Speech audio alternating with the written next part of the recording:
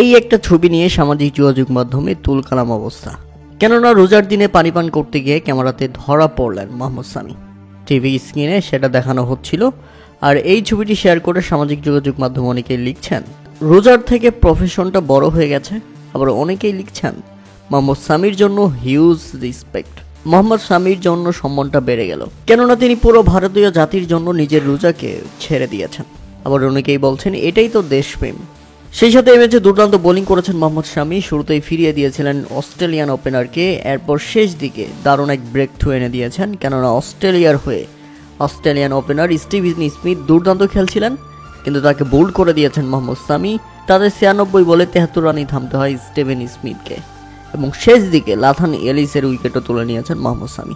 এই ম্যাচে 10 over bowling করে তিনি খরচ করেছেন 48 রান, তুলে নিয়েছেন তিনটি উইকেট। অনেক ক্রিকেটারই আছেন যারা রোজা রেখে ক্রিকেট খেলেন, তবে একজন পেস বোলারের জন্য রোজা রেখে 10 ওভার বোলিং করা সত্যি ডিফিকাল্ট। প্রিয় দর্শক, রোজা রেখে 10 ওভার বোলিং করবে এমনটা সত্যি কঠিন, তাই এইসব জিনিসগুলো নিয়ে সমালোচনা করা থেকে বিরত থাকাই আমাদের কাম্য।